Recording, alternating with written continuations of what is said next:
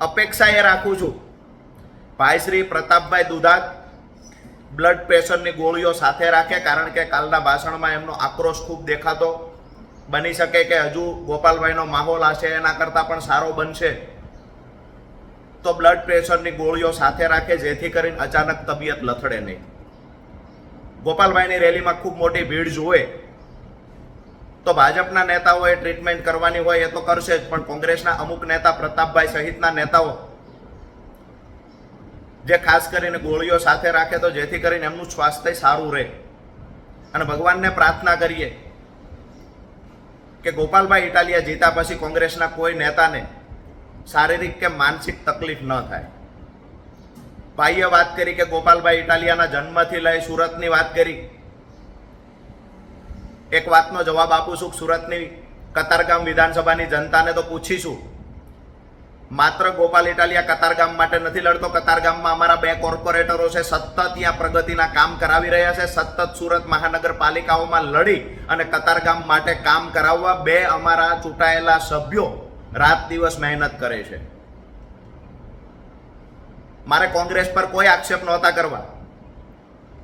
કોંગ્રેસ વિશે આપણે કાંઈ જાહેર જનતાને કહેવાની જરૂર પણ નથી.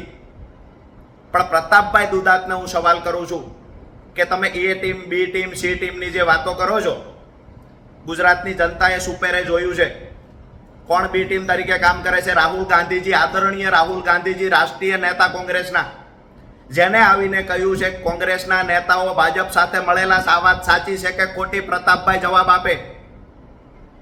થોડા દિવસ પહેલા જિગ્નેશભાઈ મેવાણીએ કહ્યું પીડિતો માટે, ગરીબો માટે, વંચિતો માટે કોંગ્રેસના નેતા અવાજ ઉઠાવતા નથી. આ જિગ્નેશભાઈ મેવાણીએ કરેલા આક્ષેપ છે, એ મુદ્દે પણ પ્રતાપભાઈ દુધાત જવાબ આપે.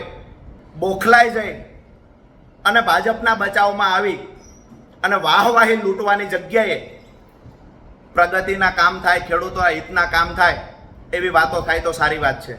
તમારા જ મંચ પર તમે ભાષણ કરતા ત્યારે તમારા જ મંચ પર જે નેતાઓ બેઠેલા છે, એ નેતાઓ પણ ચૈતરભાઈ વસાવાએ મનરેગા કૌભાંડના કરોડો રૂપિયાના આક્ષેપ કર્યા છે.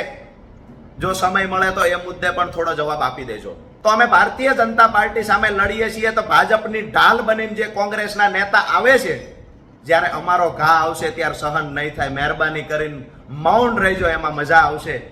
નહીતર જેટલો ઊંડો હાથ નાખશો ને એટલો કાદવ નીકળશે. પ્રતાપભાઈ, ટૂંકમાં ઘણું બધું સમજી ગયા હશો. અપેક્ષા રાખીએ, ભગવાનને પ્રાર્થના કરીએ કે રિઝલ્ટ પછી પણ તમારી શારીરિક અને માનસિક સ્થિતિ ખૂબ તંદુરસ્ત રહે.